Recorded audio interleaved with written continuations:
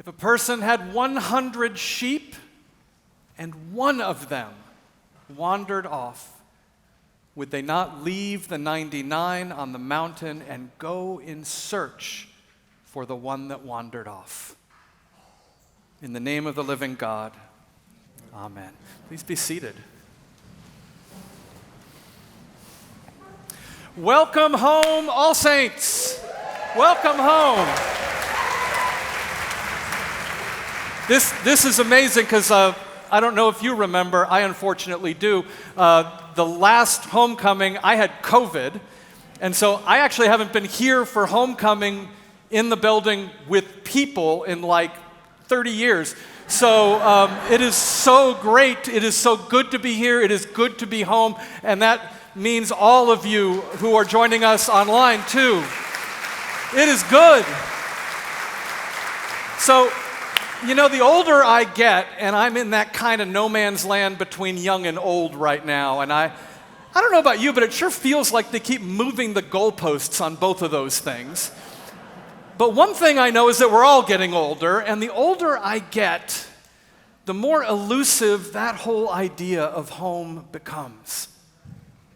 Now, when I was little, I was really blessed. It was so easy. It wasn't Norman Rockwell, but on the other hand, at least it wasn't Shameless or Succession either. Home was my house on East Rosewood in Tucson, Arizona, from when I was a year old until I left for college. And so I know, like Melissa Hayes, you and I had very different childhoods growing up than someone in the military who moved around.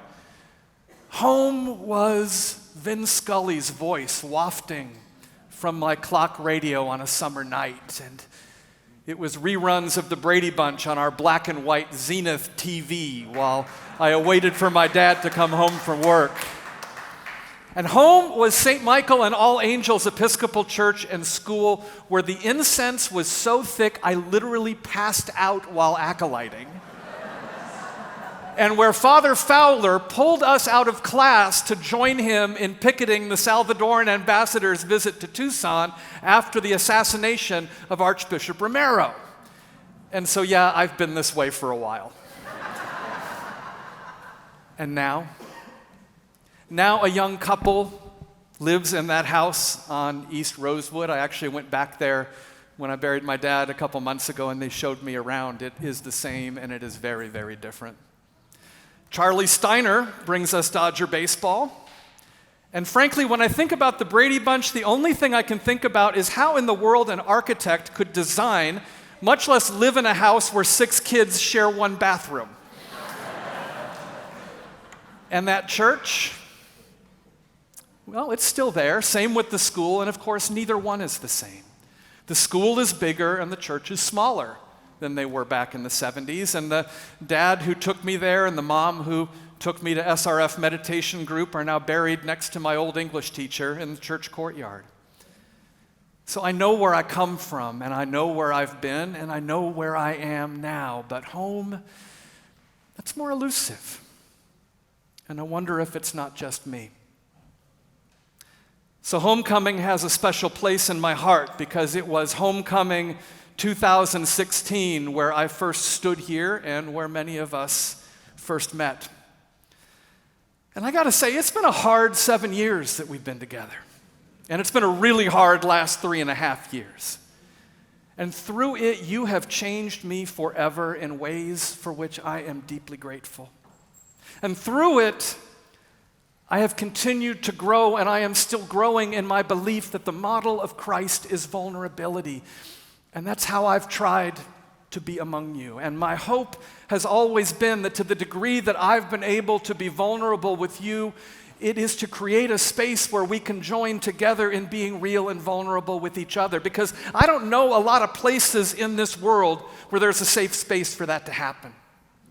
And yes, I know there is a business side to church, and there is a justice and mission side to church, and yet I have always believed, and there's been nothing that has changed my mind on this, that what is revolutionary about who the revolutionary Jesus longs for us to be is simply a community that can be real with each other. Thank you. I am. Where we meet and where we can meet in that place of vulnerability and find the healing grace and forgiveness we just can't seem to find anywhere else, where each of us fully can become who God is calling us to be and not worry that the space someone else is taking up leaves less space for us. Where we can begin to trust that centering someone else's experience and perspective, joy and pain, is not something to be feared or even something that needs to send us into shame, but an invitation to the vulnerability of the compassionate life. Compassion, literally suffering with the other so together we can heal. And so yes, it has been a hard 7 years and an even harder past 3.5 years for all of us. And we have seen our nation and really the whole world deal with the pain by leaning in the opposite direction of the vulnerability of Christ. By leaning towards fundamentalisms and polarization that fearfully deny our own struggles, by pretending that we are just fine and we are absolutely right, and turning those who disagree with us into equally as fictional and deeply demonic caricatures. Our world increasingly encourages us to see the other as an enemy to be defeated instead of giving us the strength and courage to acknowledge that we are all deeply wounded people in need of healing. And I say we because I know sometimes I've slipped into that myself. And to be honest, sometimes I haven't known how not to. When people with whom I disagree are literally threatening the lives of people I love and care about, it's hard for me to restrain the impulse that Father Fowler instilled in me way back in 5th grade at St. Michael's School to stand with and in between those people and those who might hurt them. When the world is more and more lashing out against lesbian, gay, bisexual, transgender, and queer people, BIPOC people, immigrants, and people experiencing homelessness, it's hard for me not to be strident in my speech and action because the stakes are so incredibly high for those among us who increasingly find ourselves in the crosshairs. And yes, I have sometimes struggled with that difference between God's righteousness and self-righteousness. And I know when I have done that, as much as my words and actions have been balm to some, they have been alienating to others. And so to quote Kendrick Lamar, as I get a little older, I realize life is perspective, and my perspective may differ from yours, and I want to say thank you to everyone that's been down with me. And being down with me doesn't mean agreeing with me, either in message or tone, but just hanging together as we try to survive, grow, and even thrive in this absolutely bananas time in our history that we find ourselves sharing. And so whether you are walking into this church or logging in for the first time today, or whether you are Gene Bruce Poole, who I think, Gene, you have been here since the Eisenhower administration, or somewhere in between, I want to say thank you. Thank you for whatever has brought you here and kept you here, because it has been a remarkable and sometimes excruciating tension in which we've been trying to live. And I know we deal with this tension every day. How do we stand against systems and yet still love people? How do we practice radical inclusion when there are pieces of our own culture that literally are killing beloved children of God? How do we live lives of courageous justice without falling into the trap the Kenyan scholar and prophet Esther Mambo named when she lamented that the problem with the very word justice is that too often when we say it, our necks stiffen and our ears close? How do we live lives of joyful spirituality and still honor those among us who are actively wounded by the form that spirituality sometimes takes? How do we live lives of ethical stewardship when our attempts to follow the revolutionary Jesus threaten the very resources we have been taught to believe we need for this church to survive? The land of easy answers is so far behind us. It is a mirage in the distance over our shoulder. And the only thing we can be certain about the future is that it will less resemble the past than any comparable era in recent history. And that's not exactly comforting for many of us. And yet for others, that brings a woohoo and bring it on. We live in this tension every day, and the temptation is just to pick a side and go all in and hope that might makes right. And yet, God softly whispers in our ears, so softly that I don't hear it sometimes. God softly whispers in our ear a call to something different that does not fear the tension, but trusts that the only future that is worth anything lies in leaning into it. And so here we are. It is homecoming, and we are a testament to our resilience as a people. In one of the most destabilizing times in our history as a church, when that destabilization is driving so many to the poles of fundamentalism, both liberal and conservative. And let us be clear, it is not just conservatives that have fundamentalisms. We are here trying to do what the rest of the world finds increasingly bizarre. Lean into nuance and complexity, weakness and vulnerability, grace and humanity. We are trying to look at those the world would have us other, and instead of saying, "What is wrong with you?" ask, "What happened to you?"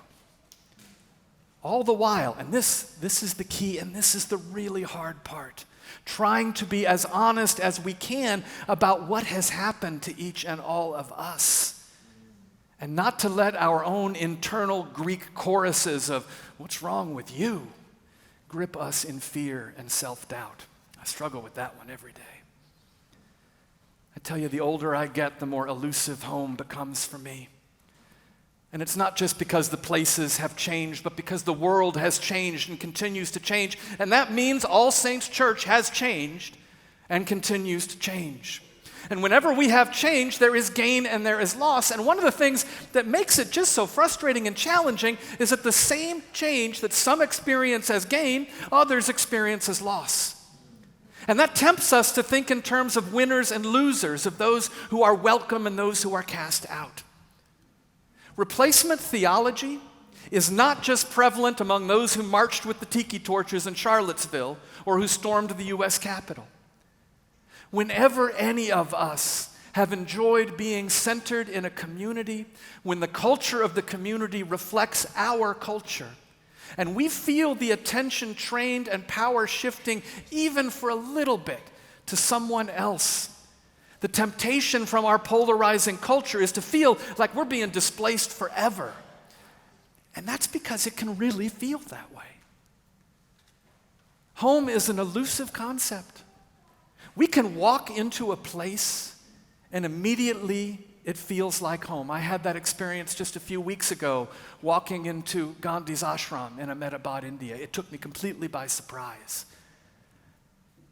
But just as quickly, sometimes the place that has felt like home can feel incredibly not. And when that happens, it is so painful.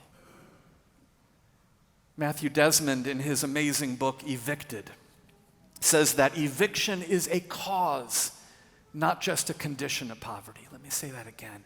Eviction is a cause, not just a condition of poverty. Now, that's not just about the material poverty that comes from losing our physical homes. It is about the emotional, spiritual, and societal poverty that comes from becoming unmoored, from losing those places and communities that have helped us make meaning out of life. Now, there have always been segments of society that have experienced eviction, particularly in times of enslavement, internal displacement, and forced migration, but certainly not in my lifetime has there been the broad societal and spiritual unmooring that we're experiencing now. In a recent article in The Atlantic entitled, provocatively and accurately enough, How America Got Mean, here's what David Brooks notes. The percentage of people who say they don't have close friends has increased fourfold since 1990. More than half of Americans say that no one knows them well. The percentage of high school students who report persistent feelings of sadness or hopelessness has shot up from 26% in 2009 to 44% in 2021. And by the way, if you ever want to experience a community that talks honestly about this stuff, go help out at youth group on Wednesday night, because our youth are amazing. Hate crimes rose in 2020 to their highest level in 12 years. Suicide rates have increased by more than 30% since 2000. Charlotte Maya's book, Sushi Tuesdays, should be required reading for all of us, because it is about how do we pick up the pieces and heal together in the face of that brokenness. In 2000, 2/3 of American households gave to charity. In 2018, fewer than half did. And here's this. In 1967, about 85% of incoming college students said they were strongly motivated to develop a meaningful philosophy of life. By 2000, that was down to only 42%. By 2015, 82% of incoming college students said that wealth was their primary aim. And through it all, the institutional church, which until now has been a primary place for us to come together and make meaning together, but which now is just one more declining legacy institution, instead too often mirrors rather than transforms the vitriol and the venom. And we're feeling it. As a nation, we are increasingly adrift and struggling where to turn. We are tuning out, and the places we are tuning into are often poisoning us, but we keep lapping it up. It has been called an epidemic of loneliness, disconnection, and meaninglessness. Medical professionals, teachers, and yes, clergy, and I'm sure others, are all experiencing what is being called great resignations. The strikes by hotel hospitality workers, writers, actors, auto workers, some of y'all are here in the room. They all have the common threads of people being left behind by the change we all find ourselves in the middle of the increasingly prevalent view that technology and productivity are a valid or even superior substitute for humanity, of the temptation for those who can to grab what they can and to hell with whomever gets hurt. We are living in a culture of eviction that goes far beyond the hundreds of thousands of people experiencing homelessness on our streets and the millions more who are just one paycheck away. And yes, here at All Saints Church, even as we are thrilled that so many new people have found your way here, we join with other faith communities across the country in looking around and noticing that some of the people who used to call this home and who used to make this place feel like home for many of us are no longer here. And we hurt for them, and we hurt for ourselves. And can I just say that I share the delight and I share the pain in both of those things. I am absolutely thrilled that so many of you have found a home here at All Saints, particularly in the last 3 years, and particularly across the country and around the world online. And I am deeply grieved, not just that people have left, but that some have left feeling that this church has left them, that some have left feeling evicted. I ache for those who have left, because if you are out there somewhere listening, or if maybe you have wandered in hope back in here today, I know you ache too, because this has been your home. This has been sacred space and sacred community, and there is a special kind of pain of not feeling home is home anymore. And yet there is such good news. Because in this morning's gospel and in the vibrant life of this gathered community, Jesus gives us a roadmap to reconciliation, a roadmap to the revolution of love that we all so desperately need. Jesus says if a person had 100 sheep and one of them wandered off, would they not leave the 99 on the mountain and go in search of the one? Now let's be clear, this is not Jesus saying to reverse course and to revert to whatever provides short-term comfort for most people. And it is a call to be living witnesses to the reconciling love of Christ in a world that increasingly sees people as disposable. Earlier this year, I had a conversation with Angela Glover Blackwell, past president and current board member of the Children's Defense Fund, and we were discussing the work we are doing in each of our respective organizations trying to confront racism and create beloved community. And she said something that has stuck with me because of its surpassing wisdom. She said, there will always be people who leave and when you embark on this work, and to not let that scare you, and of people who have left or people who are struggling with the change, she said, do everything appropriate to help them stay. And then she made it clear, she said, I didn't say everything you can, but everything appropriate. And as soon as she said that, I realized the incredible gift that wisdom was, because it was precisely an area where I have fallen short as your rector. Not out of a lack of love, but out of a lack of wisdom. And again, it's not about reversing change or even slowing the pace of change to the level of comfort of those of us for whom the way things have been has unknowingly given us comfort at others' expense. It is, of course, about not being agents of the hard evictions. And those are easy to stand against, the shouting and pointing and showing people the door.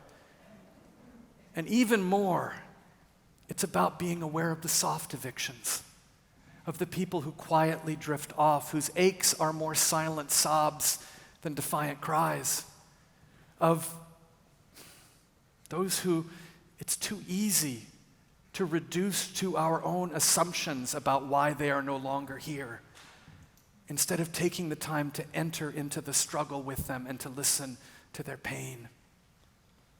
What happened to you? It's about treating every single person as a bearer of the image of God. It is about listening not only to the stories of joy and liberation, but the stories of pain and eviction, and always asking the question, what does healing look like? And doing everything we can to bring that healing into reality. Because what makes this community amazing is not our past accomplishments, as incredible as those have been. What makes this community amazing is that for generations we have tried against increasing pressure and odds to leave the 99 and to stand with the one so that the 99 and the one can be reconciled. To meet theologies of eviction with the practice of radical welcome. To create a home where nobody has to tone themselves down, nobody replaces anybody, and everyone has an equal seat at Christ's table and an equal chance to shape the future that is our common destiny. And we have done it.